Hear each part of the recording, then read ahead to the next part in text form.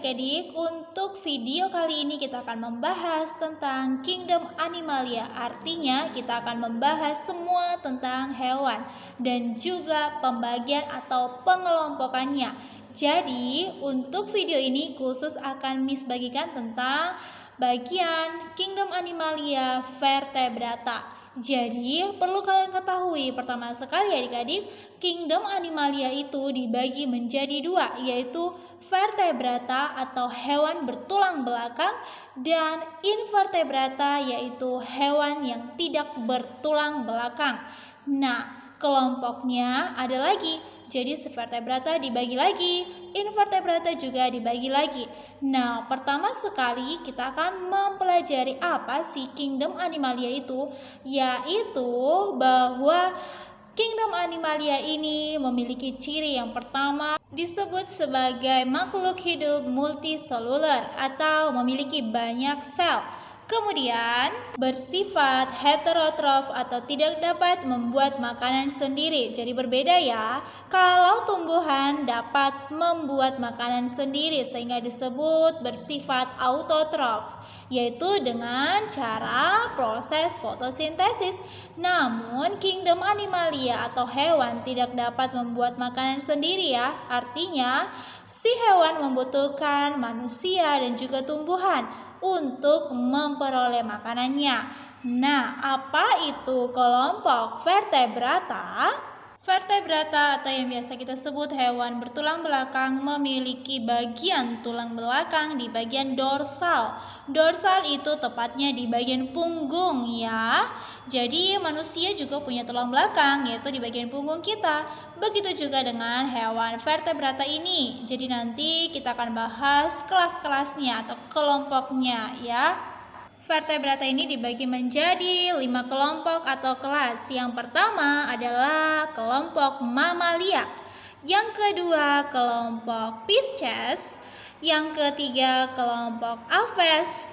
Yang keempat kelompok amfibi. Dan yang kelima kelompok reptil. Baik adik-adik, kalian pasti sudah tahu kan? Hewan yang ada di sini adalah hewan-hewan yang sering kita lihat, yaitu si ikan yang ada di laut, yaitu kelompok Pisces. Si katak yang biasa tinggal di rawa-rawa, yaitu kelompok amfibi. Si sapi yang sering makan rumput yang tidak kenyang-kenyang, yaitu kelompok mamalia. Kemudian ada si ular yang mungkin kalian takuti, yaitu kelompok reptil. Dan si burung cantik yang sering terbang di udara yaitu kelompok Aves. Nah, kalian tahu tidak apa perbedaan dari hewan-hewan ini dan apa yang menyebabkan mereka masuk ke dalam kelompok vertebrata? Tentunya harus kalian ingat bahwa kelima kelompok ini sama-sama memiliki tulang belakang. Nah, sekarang untuk memudahkan kalian, kita akan pisah-pisah kembali pengelompokannya ya. Jadi adik-adik, untuk vertebrata ini dibagi menjadi dua lagi, yaitu kelompok Pisces. Pisces ini yaitu ikan. Ikan banyak sekali kita temukan, mungkin dia habitatnya ada di laut, di danau, di sungai, bahkan juga ada di rawa. Nah, ikan-ikan ini mungkin juga sering kalian makan dan bisa saja kalian pelihara di dalam akuarium. Nah, itu semua adalah kelompok Pisces.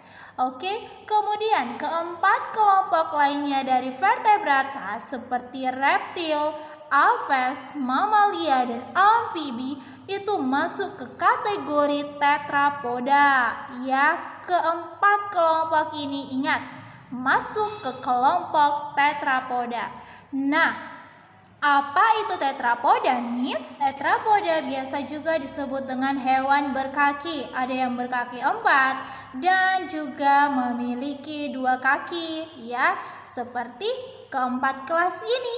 Nah, sekarang kita akan bahas kelas pertama dari tetrapoda, yaitu mamalia. Mamalia, kenapa disebut dengan mamalia? Karena dia memiliki ciri yang pertama seperti kelenjar. Kelenjar susu. Jadi otomatis setiap kelompok mamalia itu dapat menyusui. Oke.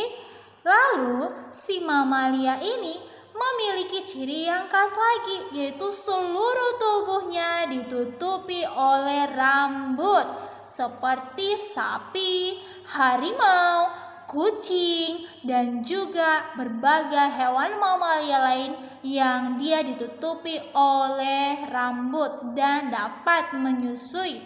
Lalu bagaimana Miss dengan Aves? Aves ini adalah kelompok unggas. Unggas berarti kelompok burung-burungan. Nah, ciri dari Aves ini adalah tubuhnya ditutupi oleh bulu. Lalu dia memiliki 2 kaki pada umumnya. Lalu selain itu dia punya paruh. Paruh itu terdapat di bagian mulut ya adik-adik. Paruh ini akan unggas atau Aves gunakan untuk mengambil makanannya. Kemudian bagaimana lagi dengan kelompok amfibi? Amfibi ini adalah kelompok hewan yang biasa disebut dengan hidup di 2 habitat, yaitu bisa di air dan bisa di darat. Seperti siapa itu? Ya seperti katak, kodok, dan juga salamander. Nah, kemudian kita beralih ke reptil ya. Nah, kelompok reptil ini juga ada dia yang memiliki kaki dan ada yang sama sekali tidak punya kaki, seperti ular. Namun, mengapa ular masuk kategori reptil? Karena dia itu dilihat dari cara reproduksinya dan juga dari penutup tubuhnya, yaitu tubuhnya ditutupi oleh sisik, ya, seperti ular, buaya, kadal besar dan kadal kecil seperti komodo. Oke. Nah, selanjutnya Miss akan jelaskan berbagai perbedaan dari kelima kelas ini agar kalian lebih paham. Jadi Miss harap bagi kalian boleh menyiapkan notebook dan penanya untuk menulis setiap hal penting yang disampaikan dalam video ini. Dan jangan lupa bagi kalian yang belum subscribe boleh di-subscribe dulu ya. Jadi di sini akan Miss buat pembeda dari setiap kelas ini. Yang pertama kita akan bedakan dari bagian bentuk ruang jantungnya. Kemudian kita akan bedakan dengan suhu tubuhnya, dari penutup tubuhnya, dari cara bereproduksinya, dan juga ciri-ciri khasnya. Oke, kita mulai dari yang pertama. Berdasarkan ruang jantungnya, kelompok vertebrata yang 5 ini dibagi menjadi 3 bagian.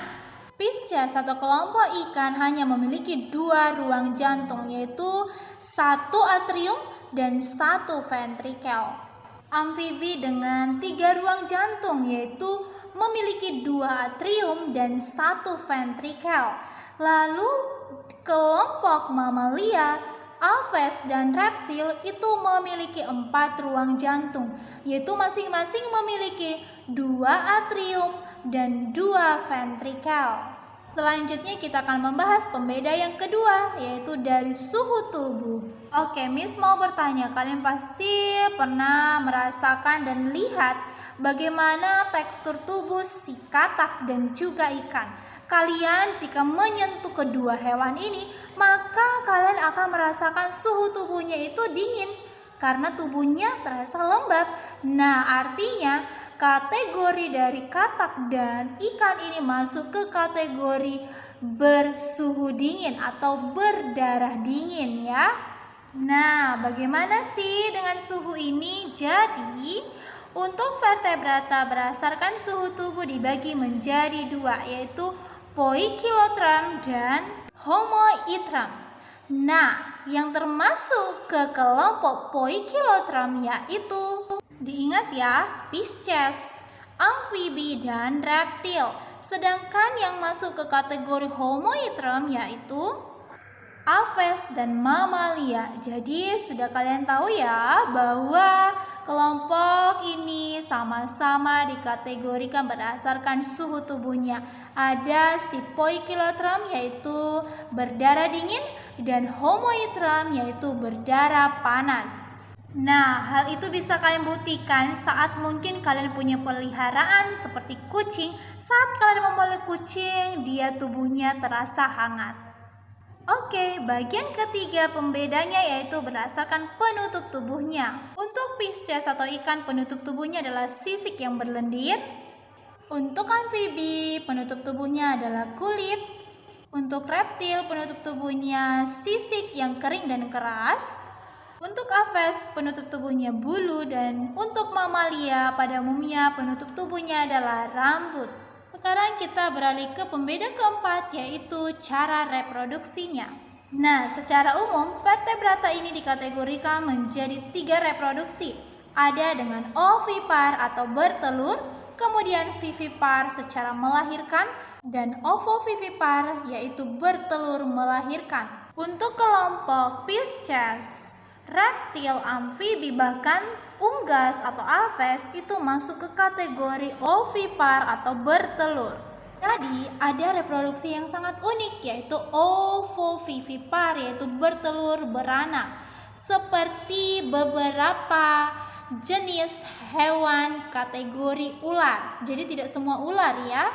Nah, setelah menonton video ini, Miss memberikan kalian tantangan. Kira-kira jenis atau ular apa yang termasuk kategori ovovivipar? Nanti boleh kalian cari, dan kalau kalian sudah mendapatkan jawabannya, boleh kalian cantumkan di kolom komentar ya. Dan terkhusus untuk kelompok mamalia, semuanya bereproduksi secara vivipar atau melahirkan. Oke, sekarang kita masuk ke sesi yang paling kalian tunggu-tunggu, yaitu berbagai ciri khas dari kelima kelompok vertebrata ini.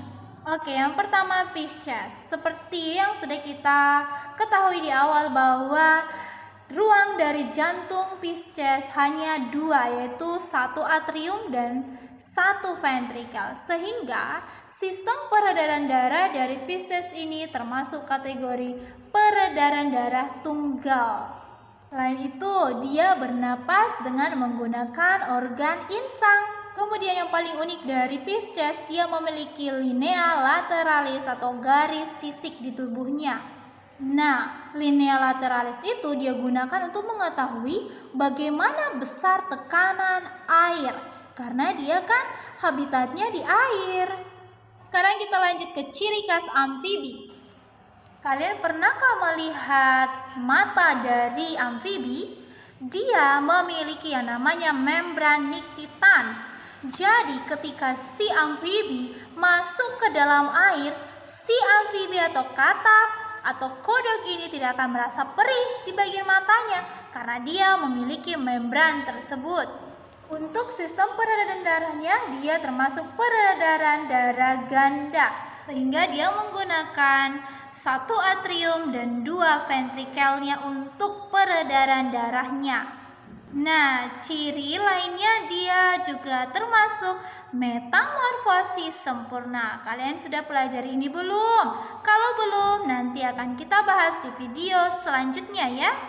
Dan ciri satu lagi yang paling unik dari kelompok amfibi, dia bernapas dengan pulmocutaneous, yaitu saat si amfibi di darat dia menggunakan paru-parunya, lalu saat dia berada di air dia menggunakan difusi air di kulitnya.